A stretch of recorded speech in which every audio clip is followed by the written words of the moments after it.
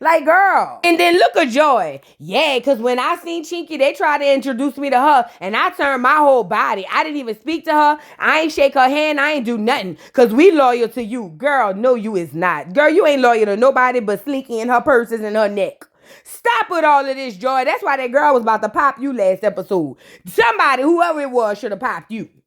Now, Zoe really feel away because she thought her and Chinky was friends. This is according to her. She thought her and Chinky was friends. So when Chinky told her you was ugly, you fat, you can't rap, and you just be copying me, she said that really hurted her feelings because she didn't really think that girl thought about her like that. Well, newsflash. Welcome to the party, you're late. But anyway, Trina told Zoe that she need to have a conversation with Chinky so they could bury the hatchet and see where they gonna go from there. And Zoe says she don't mind doing so. Child, let's move on. So now we move to the next scene. ADT was called because there was a burglar leaking outside. Turns out it wasn't nothing but Claudia. You know, she ain't got no man or no churn or no nothing. So all she do is run around her so-called friends that she really not friends with and get their tea and try to give them advice or whatever. So she sat down with Ryder. She was like, hey, girl, I ain't know this man had you living like this, girl. I should have went got me an African. The problem is, Claudia, girl, the Africans don't want you either, clawfoot. Don't nobody want you, girl. Just talk to Ryder. So at any rate, she's talking to Ryder, and she was like, how are things going ever since y'all moved out here? And Ryder was like, well, I talked to Michael, and he and I were not doing well because I made him give the other girl a paternity test, and turns out the baby is his. 99.9999%. And what makes matters worse is I know he's going to try to move her down here to Miami, and I told him, I'm putting down my foot. You can no longer disrespect me like this or I'm leaving. So Claudia was like, what? Girl, that is crazy, girl. What is you gonna do? Because, you know, Claudia always said what she would have done, even though she don't have a man in history to show what she have done. Girl, it's crazy work. So Ryder says this time she's drawn the line. She says she done had her baby and she's supposed to be the only family with Michael. And if he thinks he's going to move this new woman down here, she's got another thing coming and he's got another thing coming. Because according to Ryder, he said her and Lil Matumbo Lee is hightailing it out of Miami and Michael will never see high lower him again. Or her. And Claudia was like, bitch, please. I've been knowing you for like 6 years, girl. You always say this, that, and the third, and then you turn around and do nothing in return, girl. Stop the cap. Stop lying to yourself. Stop lying to me, girl. All you gonna do is say X, Y, and Z, and y'all gonna be right back together like nothing happened. So Claudia was like, girl, stop lying to me. Stop lying to yourself. Get it together. Claudia said, girl, what you be out here doing for fun? You don't have no friends, no little situationships. Like, what's tea? She was like, well, girl, I'm glad you asked because I did run into this girl named Kat. Her and her man, they be doing feats and whatnot, and I think they want me to join on their little couple thing. She was like, and I was going back and forth in my head because I'm trying to give Michael another chance, but I'm going to see them tomorrow, and if things go well, I'll be with them, and I'm leaving Michael. And I was like, girl, do your thing. Work ain't honest, but it pays the bills. Let's move on. So now we move to the next scene. Amara, little dummy, is sitting down waiting on to meet some people, and she saw that Miami Tip was on live crashing out because her man done left her son done left her, and life is starting to close in on her like walls and whatnot. And look at Miami Tip. She looks so bad. On there talking about I should have swept in front of my own porch. I should have been paying attention to the signs from my own man. Now he using me for my money and whatnot. And Amara is having a gay old time, as she should. This is what they call catch back. You know, get your lick back. I'm here for Amara getting her laugh on, as she should. Go ahead, Pat. So anyways, in comes Eliza because she hadn't seen the girl since her party. And immediately, Amara tells Eliza that she feels so bad about how her party went because Shay and Joy and what's the girl, Bucky, ended up getting into it and tearing the girl whole party up. And you know what, Eliza? I'm on Amara and them side. Why would you invite them girls knowing they beefed out like that? You know what I'm saying? You wrong for that. Now, Eliza hopped into the confessional and said she thought she was doing the Lord's work because when she got to the set that day, they told her she was going to play the peacemaker. So she thought inviting them hoes to her birthday party was going to be a good idea. Girl, bye. So Eliza basically says she not really mad about it. She just felt like Shay was doing the most with all of the cussing and fussing and throwing her cakes and all of that. She felt like Shay kind of escalated a bit further than what it should have been. But you know, Shay is extra messy and extra, period. As they was talking, Shay walks in and was like, oh, y'all must have been talking about me. Yeah, girl. You know, the old folks used to say, speak of the devil and he shall appear. And here you go. But hey, Shay, girl. So Shay popped up and was like, what's going on? What's going on? I hope y'all doing all right. You know, just pulling up on y'all. So Eliza sits down and tells Shay that she really appreciated her coming to the party. And she not mad with her, but she just feel like, girl, you ruined my whole birthday party. You ain't have to throw my birthday cake, bitch. I ain't even get to cut my cake. You threw my name and everything. That was messed up. I ain't even get to see my name. So Shay was like, girl, first of all, fuck your party and your cake, girl. I ain't care nothing about that Publix ass cake, bitch. She was like, girl, you ain't even gonna get it from a real baker, girl, bye. She was like, but at the end of the day, this is all your fault because nobody told you to invite my ops to your party. Like, if you want to be a peacemaker, you got to do it somewhere where it's good, not no birthday party. But Eliza feels like, girl, the producers told me to invite them out there. I didn't know you hoes was going to go buck wild. I was just trying to play into the role they had gave me that day on the script. Like, what is wrong with y'all? So Shay, being the person that she is, taking zero accountability, feels like none of this is her fault. She feels like this is all everybody else's fault. Bucky fault, Joy fault, Eliza fault. And then she turned to Amara and said, you supposed to be my friend. And for some odd reason, I feel like it's your fault too. So Amara was like, hold on, Mina. No, Shay, we just started talking back. Like, what do you mean? Like, why would you say something like that? I love you. You're my friend. I'm just trying to stay out of it. You have your nails and you have your businesses to go about. Like, you have your kids. Like, why would you say that, Shay? I love you. Don't say things like that. What is going on with you? And Shay was like, bitch, please. At the end of the day, you supposed to be my friend. And every time hoes running their mouth about me, you right there, acting like you can't say nothing. She said, girl, bye. She said, you think I give a damn about Eliza and that birthday cake? No, I barely care about you, but you supposed to be my friend. You supposed to have my back at all times. And look at Eliza, like, bitch, you ain't have to throw me in there, bitch. Now, here, I catch a street. That to so be true. Why am I in it? And you could have did it. See how I get thrown in because you never apologized. Girl, yes, you did, Eliza. Shay feels like, how dare you come to her and try to put any blame on anything for any reason on her. Who you think you is, Eliza? Go ahead, get off of here.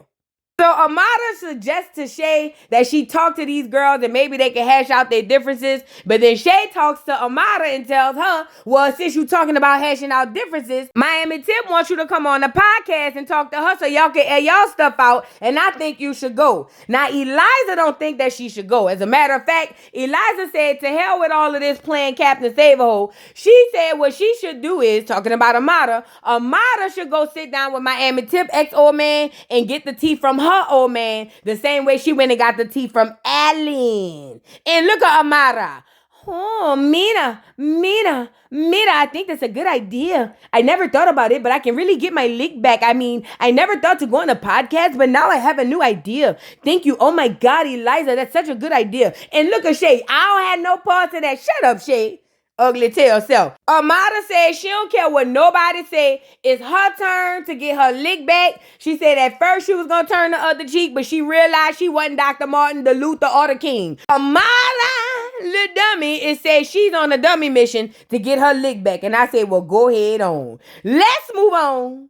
So now we move to the next scene. Ryder, who's Michael Black's old lady / baby mama, she's going to meet up with Pimpin' Ken and his old lady to do a little foot fetish introduction. Now she claims she's just going to watch, but they never go to watch. I'm telling you how it goes. And look at Pimpin' Ken. He saw her coming from around the corner and act like he saw Santa Claus. Ooh, hey, how you doing, beautiful? I hope you got them feet ready. I said, this nigga here talking about praise the Lord. The God Lord ain't got nothing to do with what you got going on at the feet place. So after having a little toe tangle, Pimpin' Ken and his Foot Locker sat down with Ryder to have a conversation to see what she thinks about moving forward. Because they want her on the team, girl. They want a permanent fixture to see if she gonna come over there and let both of them stick it probably in her booty. You feel what I'm saying? I don't trust these niggas. But at the end of the day, my girl Ryder said, you know, she's still going through hell and high water with Michael. She said she found out the other baby is his. She don't know if he gonna try to move that girl down there. Either way, she's just trying to figure out life moving forward. And she don't know what she want to do. Now, this is not good news for Pimpin' Ken because Pimpin' Ken is trying to get her in the bed yesterday. But my girl Ryder had to tell Pimpin' Ken, she said, I'm gonna have to pass on you, fat. She said she's still stressed out about Michael Blackson. She said he got a baby on the way. They might be moving in and they trying to make her sister wise and she can't have all that on her head right now. or whatever. And you know, this is heartbreaking for Pimpin' Ken and Toe Jam over there because they was really looking forward to Ryder coming on the team. Now, Pimpin' Ken, he's thinking about his own personal fetishes, and he's probably also thinking about how much money he can make off of both of their feet because, you know, he's a weirdo like that. But Feet Sarah said she wasn't tripping. She understood. She said she's going to let Ryder go for now. She said, but she'll definitely be keeping an eye on her, playing like she her friend, and keeping the ringer on at night in case she want to call and have a late night razzle-dazzle. She said her and her man going to be right there waiting. So she ended up telling the people that she's going to have to leave, that she need to go find out where Michael Blackson at because he's never home, always on the road. She said, as a matter of fact, that's why all his confessions be having backgrounds of vehicles because that nigga ain't never home. So she got to go find him and see if she can make amends with her family and whatnot. Now, when she left, Pimpin' Ken and Atlee's Foot was sitting there kind of congregating and saying to themselves that they still gonna get Ryder. They say they not giving up on her. They say they know what she really want, especially Pimpin' Ken. He said that he's gonna get her if it's the last thing he does. That nigga is scary. Let's move on. Now, wait a minute. Before we move on, look at Ryder, girl. She couldn't even put her seatbelt on good enough before she logged into Instagram and had done seen Michael Blackson, other baby mama, is packing her bags and her baby bags. And they on their way to Miami. Now, this done put knots in Ryder's stomach. I know exactly how you feel. Ooh, girl, I remember the time I found out the nigga was cheating on me. I know exactly how she felt. She said she can't even swallow at that point. She said she on her way to get Michael Blackson because she got to confront him about this lie because he swore to God he wasn't gonna move them hoes out here, and now they on the way. My girl Ryder said over her ramen noodles, will she allow this to happen? Let's move on. So now we move to the next scene. Chingi is laid up on somebody's sofa. Girl, get off them people couch. You know they got that sofa from Wayfair. Girl, you gonna tear it up. Go get your big ass in the bed. But anyways, her phone rang before she could get up, and it turns out it was her mama. Her mama was calling to check on her. I guess her mama got tired of babysitting them children and sent them out there to Miami. So her mama was like, how's the children? Did you get them up for school? And Chingi said, yeah, I barely got them up, but they up. They on the way to school. Even though the baby ain't number 3 days old, she on the way to school too. So the mama basically told Chingi that she don't like seeing her looking down and out like this, and she already big, and they don't look good on her looking bad at the same time. So she telling Chingi that she need to get out and go mingle and dingle around the town. Now Chingi feels like it don't make sense because everybody is beefing with her behind the stuff with Zoe. She said everybody done turned on her. She ready to just go back to Omaha. But the mama told her, girl, is you stupid? Bitch, ain't nobody out here, girl. Ain't nothing but corn and fields. The mama told her that it's best that she stay in Miami, especially since she don't have to have them children no more. She said, you and your kids stay in Miami and continue to chase your dream. She said, also, you need to just go apologize to the girl Zoe, and then you could probably get back good in with the people. But Chingi said she don't want to do it, but she might have to swallow her pride and do what she got to do, child. Let's move on.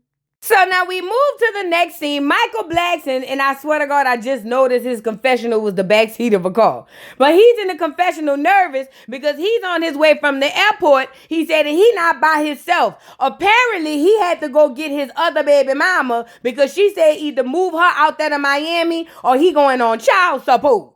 So now he's stuck like Chuck because he never told Ryder that he moving the girl down there. But what he didn't tell this girl here was that she not living in Miami. He moving that hoe all the way on the outskirts, bitch, past Fort Lauderdale, Tampa, girl. He moving that hoe in the swamps. Do you hear me? Bitch, when I tell you Michael Blackson went found a house in the Florida Everglades, bitch. I said, I know you lying. She have no idea. Now, when they get to the house, the girl automatically looked at the house and was like, hell no, they got seaweed and everything growing on the roof. Hell no. But Michael Blackson said it's a good fit. The house so jacked up, girl, in order to get into it, you got to go up a whole flight of stairs. Girl, look at the poor baby. That is a shame. But when they got inside the house, I'm not gonna lie, you can tell the inside of the house was renovated. It was like brand new cabinets, brand new everything on the inside. The inside looked decent. The outside was horrible and it was all ducked away. And when the lady asked her if she liked it, my girl said, I know you fucking lying. Hell no, I don't like this shit. Do I look like I live in something like this? And I'm over here saying, absolutely. Yeah, actually you do. But anyway, the lady gave them time to talk about it. And she basically told Michael that she don't appreciate him trying to move move her out in the middle of nowhere. She said, who you think this is? Princess and the Frog? Bitch, you're not gonna move me on no lily pad. She said, I want to go live like you got Ryder living. I'm your baby mama too.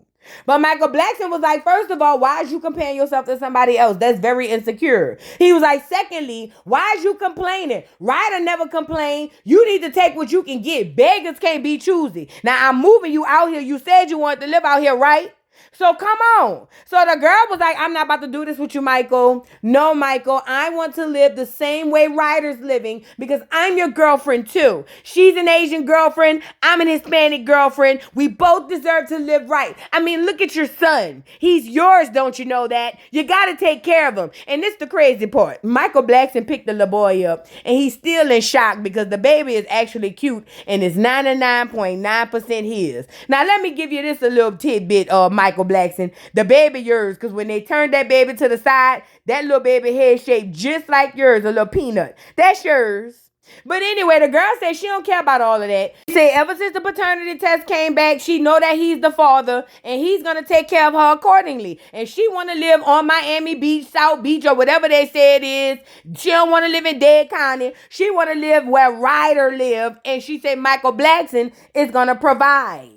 But Michael Blackson said he's on a fixed income. He said the internet be lying. I don't really live like that. I don't have that type of money. Girl, can you please spare my pocketbook? And the girl said no. So now Michael Blackson is stuck between another rock and a hard place. That's good for you. Keep your penis in your pants. Now the baby mama also makes mention that she feels like what's her name? Ryder be trying to mess with her on the internet by going look at all her stories and then going back to her page and posting stuff. But Michael Blackson feel like, why is you over there stalking her page to see if she watching you? But my girl feel like, tell your old lady stop playing with me. But Michael Blackson feel like both of y'all childish and it's not this deep. And he said that's why he got to move this hoe out here to the Everglades because she gonna start too much trouble. But at the end of the day, the girl said either move her into a condo or child support. Let's move on. So now we move to the next scene, and Amara, the dummy, is meeting up with Miami Tip's ex to get some inside tea so that when she goes to the podcast, she'll have something to spill about Miami Tip. You know, the same way Miami Tip did with her baby father, Alan. So she basically let her get her lick back. Now, I ain't gonna lie. When I first seen Miami Tip ex old man, without the glasses and whatnot, the first thing I said was, this nigga ugly as hell. Then the second thing I said was, he remind me of Ray. Y'all remember Ray, Walona's boyfriend from Good Times? Check it out. On this. Ray. Hi, Willie. Huh? I missed you. Happy birthday, Willie. Don't touch me. How do you like the cake, Ray? How do you like it? Delicious. Oh, yeah. See, under them hats and them glasses, a lot of these niggas be scary. But anyway, girl, make sure you tread light, Amara. He might pop you, girl, like that man Ray was trying to pop Walona, bitch. Amara was asking Ray what was going on behind the scenes with Miami Tip. He basically told Amara that he was with her for 6 years. He met her at the strip club, selling coochie and leaving with ballers and married men. He said he thought he was going to love her out of it, but then he fell on hard times, didn't have no job, so he had to move in with her. He said after he moved in with her, he had to just accept the fact that she was just hoeing it out. You know what I'm saying? He said, and it was everybody, athletes, single men, married men, pastors, presidents, it don't matter. Anybody who wanted a chance, she was giving it out. Now, one thing Amara, little dummy, was smart about in this position, she was like, wait a minute, Mina, hold on. You mean to tell me you let your girl go home with other men and you don't care about it? Like, are you okay? Like, what's going on with you? Like, oh my God, adios meals. And he was like, yeah, you know, when a nigga fall on hard times, sometimes you just gotta do what you gotta do. It was either stay with Tip or sell my booty. And I wasn't gonna do that, so I ended up staying with Tip. He said, but she really not that bad when you look at her from a distance. So then Amara asked him if there's any more he wanted to tell, and he made mention that he felt like the reason Miami Tip was so hung up on Amara, Lil Dummy was because she really wanted to sizzle with her. He said, according to him, he says Miami Tip had an infatuation with their situation, and because he know her for a good scissor, he feels like that's what this was all about. She just really wanted to go ahead on and get a little piece of that chocolato. So now he done told this girl Amara that basically Miami Tip wanted to smash, and this was all Amara Lil Dummy needed. And I noticed you putting your hand on that boy arms and all of that and his legs, talking about you feel sorry for him. Girl, if you don't get your hand off them people, that's why everybody old lady be wanting to fight you. Stop being inappropriate, child. Let's move on. So now Michael Blackson goes to meet up with Ryder, and he don't realize that she already mad because she done found out that girl is moving to Miami. So as soon as he walk up on Ryder trying to act like everything cool, Ryder was like, nah, I don't want to hear that. She said, I was logged in on Instagram, I got all these notifications, and I see that your baby mama trying to move down here. What's tea? I thought you told me you wasn't going to do that.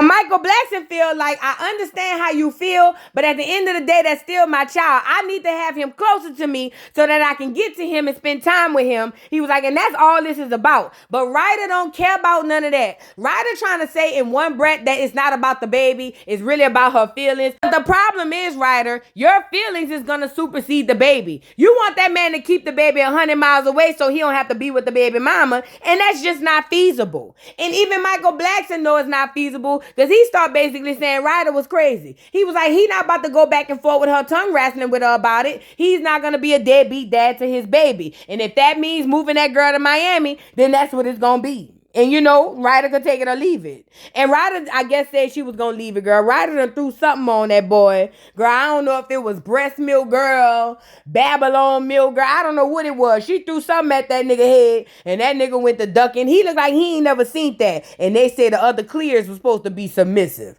Look at him. Done got all that baby milk on his suit. And you know that it's plastic. Let's move on.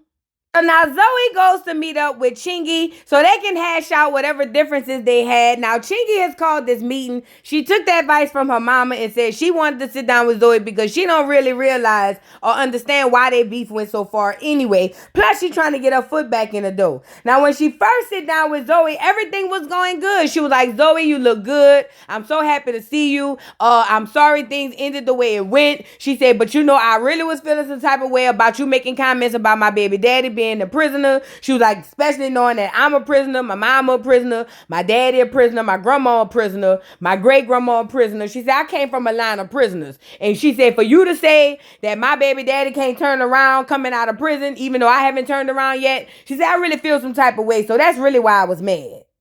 And honestly, Zoe was like, you know, I didn't know I was hurting your feelings by saying that. She said, so I apologize. She said, all I had to go off is what you said. She said, and I didn't personally have an issue with your baby daddy. She said, I only not liked him because of the things you told me. She said, I was having your back. But when you went off on me, it kind of took a left turn. Zoe said, girl, when we got into it, you called me everything but the child of God. You told me I was big, fat, funky, nasty, and cheesy. She said, you told me when I ride my nigga, I be having to give him CPR because I be smothering him. She said, you were saying a whole lot of really nasty, vile things, and I didn't think I deserved that because I was trying to help you and have your back behind that nasty ass nigga that you with. But Chingy was like, girl, you can't never help me. How you gonna help me? How you gonna help me with my baby daddy and me and my baby daddy is working it out? She was like, furthermore, I don't care what I tell you. You don't curse my baby daddy out. That's my possible baby daddy, not yours. He said, and then there was so much I could have said about you and your relationship, but I didn't. And the proof is in the pudding because you ain't with that nigga no more. Now you're by yourself. So Zoe was like, first of all, bitch, I'm by myself because he didn't want to go half on my surgery. So I had to leave him alone because that nigga ain't had no money. She was like, but second of all, I could get him back if I want to. I choose not to have him back. But the point is this. She said, your baby daddy keep cheating on you and you know it and you like it. She said, and I'm not going to sit up here and let you play in my face like I can't make a comment on it. You the dummy, not me. Marquez is a cheater and you is a dummy. So then Chingi tried to bring up the fact that Zoe overstepped her boundary, and Zoe felt like, girl, how am I overstep a boundary that was never set? You never said what I could and couldn't talk about or what I should and shouldn't really comment on. She was like, I just thought I was being a good friend. But at the end of the day, they having a big misunderstanding, and that misunderstanding snowballed into damn near a fight. Because Zoe feels like Chingi is insecure for keep going back to a nigga she know that's cheating, and Chingi feel like, Zoe, you insecure because somebody called you fat and you went and got a doggone gastric sleeve. He also said that Zoe would be nothing without her. She said it was her in the video that made Zoe get her first 1 million views, and it was not because of Zoe, it was solely because of Chingi, because Chingi is the real talent between the two of them. Now this is a low blow for Zoe, because Zoe been trying to find her career since she started. So Zoe felt like, I know you fucking lying, bitch. I know you lying. Zoe said, hold on. First of all, what I'm not going to let you do is big yourself up like that. She said, yeah, we got 1 million views on that video, but it was only because 2 big old bitches was trying to go through one door seal and we got stuck. Bitch, they was laughing at us. They wasn't laughing with us. They was laughing at us. She said, and second of all, ain't nothing wrong with being healthy. Yeah, bitch, I went got a gastric sleeve. You mad because you still big and I'm not. So Chingi goes on to tell Zoe that her music is trash and she don't even do music no more because she don't have no fire under her and or somebody like her to steal from. And Zoe feels like, girl, Marquez is trash. So I guess we both trash, girl. We even. So Chingi tells Zoe, aha, goody for you. That's why you don't do music no more. And Zoe was like, girl, wait till you see this heat that I'm about to drop with Trina that nobody's gonna hear. And then Zoe mentions that Chingi don't know who her baby daddy is. She said her coochie trash. And everybody in Miami and Nebraska say that it stink. And when she said that, all hell broke loose. Chingi jumped up and threw the doggone water or whatever that was on poor Zoe. Zoe had just got her rap done, girl. Just went got her lace down and everything. She had done lost her weight, and Chingi done got up and threw the water or whatever was on her. Now, Chingi, is this true? Now, we know for sure, Chingi, that you don't know who your baby daddy is. But for you to get up and throw this drink tells me your coochie might be a little tart at the moment. What's going on? And poor Zoe had to get held behind security, girl. Security won't let her go. Don't fight her, Zoe. It ain't worth it, girl. Chingi going through a lot of postpartum issues. And Zoe gotta understand that. You know, Zoe ain't never had no churn, but hopefully she can find it in her heart, child. Let's move on. So now we move to the next scene, and Amara, little dummy, and her manager are on the way to do the podcast with Miami Tip. Now, I'm not going to lie. I wouldn't even gave her the clout on the podcast. Not even to go viral. But for some odd reason, this girl feels like she's got the answer. So she gets to this podcast. Miami Tip is there with a smile on her face. And I saw that clear woman meet Amara. And I said, girl, you got finance for this? Y'all just do anything for a podcast, girl. Y'all don't need all of this. Anyways, Miami Tip is happy that she's there because in her mind, her and Amara are going to clear the air. Plus, she'll get some viewers on her channel because ain't nobody over there watching no Miami Tip on no podcast, girl. Miami Tip crawled into the confessional to tell us that she's basically hoping that this little, meetup can go well, that she don't have no ill intentions toward Amara, but she would understand if Amara feels some type of way about her, but she really was just trying to be a friend. Girl, please. So when Amara sat down, she was skeptical as she should be. And here go Miami Tip laying it on thick. Amara, it's so good to see you. You guys, welcome my very first podcast guest, Amara La Negra. She's the beautiful, the talented. And Amara looking at her like, bitch. Like she's smiling for the camera. In her mind, she's trying to wrap her head around the fake shit. Because she like, girl, no way Miami Tip is on this podcast introducing me like we really cool like that. Like, no way after she did what she did with my baby father. Miami Tip started off by saying, listen, that she understands that her and Amara haven't been talking, but she told Amara that she never wanted to be mean. She really thought she was being a friend by reaching out to this boy's old lady or wife and getting the real tea behind Amara's back. She said she understands if Amara feels some type of way, but that wasn't her intention. Amara immediately calls Cap Because Amara knows that Miami Tip is a messy little wench. She knows that Miami Tip is doing nothing to help nobody, that everything that she does is calculated. And I think it's because she be trying to make her little social media presence. And she don't have nothing going on with herself. So going to look for other people tea is key, you know? But the part that threw me and Amara was when Miami Tip basically said, you know, she apologized, but she felt like she was being attacked because she only had good intentions or something like that. But either way, Miami Tip just wanted to move on and try to get over it. But Amara said, no, we're not doing that. She basically came out with the fact that since Tip wanted to be an investigator, it inspired her to be an investigator. And she said that she went and talked to Miami Tip's old man, and he spilled some tea, calling her a chicken nugget who be sleeping with married men down at the strip club. Now, Miami Tip, trying to rebrand herself, looked at her like, bitch, I know you didn't come to this radio show around these good white folks and tell these people I was sleeping with married men. I thought that was something we was going to handle behind the scenes. What is you doing? So now Amara starts going Macarena crazy, girl, and starts telling this girl on her podcast how Chuck said that she really don't be empowering no doggone women. She just be trying to get close to them to sleep with their husbands. Then she also said, and this podcast is a big old hoax. You ain't trying to help girls heal. You trying to show these hoes how to sell coochie and make money on the low. You know, Tip didn't too particularly appreciate this. She been having this undercover operation going for a little while now, and it has been successful. So for Amara to come on here and say that, that's really hurting her business. She ain't like that. Look at the clear man in the back. Now, this supposed to be a Mara doggone manager. He done put his hand over his head. He looked like he need a cigarette and a vodka dry or something. Girl, I don't know. He looked like he distraught because he had no clue Amara was going to come in here with all of that craziness. So Amara is going in and in, telling Miami Tip everything her ex told her. And then she drops the bombshell in the middle of the podcast that her boyfriend or ex-boyfriend admitted that Miami Tip really just wanted to sleep with her. She was like, and that's why you really mad. You was jealous of me. You was jealous of my boyfriend. And that's what's really tea. And basically, Amara felt like she dropped the bomb. And I don't think she did.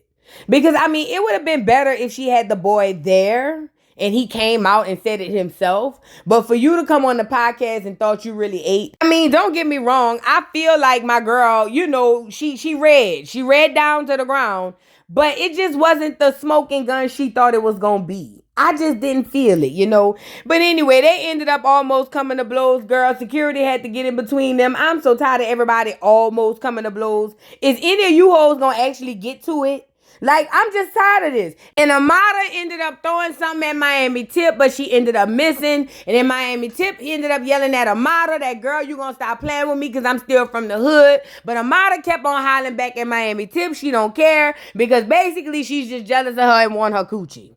I don't know why Miami Tip thought if she put the hex fingers out that maybe her words would have more impact. But this girl was hollering, the hood still in me. It's suppressed by the anointed. Girl, anointed of what? With all that red, girl, Miami Tip, you look like a little devil. Get off of here. And Amara and her manager exited stage left. And again, she thought she did something, but I didn't really see much. That was the end of that little segment, child. Let's move on.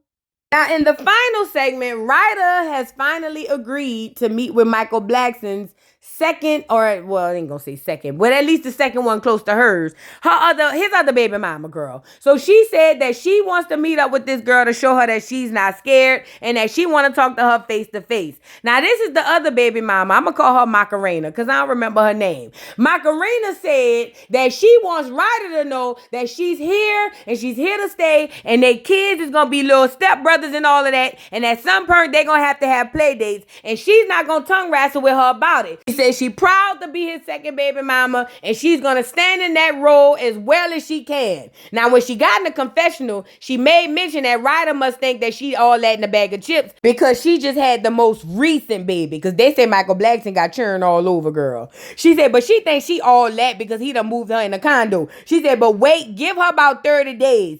They gonna be in the same condominiums, girl. She gonna be down the hall. She said, but she ain't worried about it. Ryder don't scare her. Now, Ryder got in the confessional and said, if she thinks that I'm Asian and we only know karate, she has another thing coming. I've been watching baddies, and I know how to pull hair, and I know how to punch as well. I'm gonna beat her if she says anything about me. And I said, girl, Ryder, please. Girl, get off of here. They sit down in the chair and literally nothing is said. Ryder looks over at Macarena. Macarena looks over at Kanishi. Why? And them hoes just do a staring match until the end of the episode. That was it. What y'all think, girl? Drop down in the comments, because I ain't going through all of this till next episode. Don't forget to like, subscribe, hit that notification bell, follow me on all platforms, and I'll catch y'all hoes on the next one, girl. Bye. Mr. Carroll, how you give the voodoo doll time to talk? I don't get no fucking time to talk. Who the voodoo doll is? The nigga you just had up here.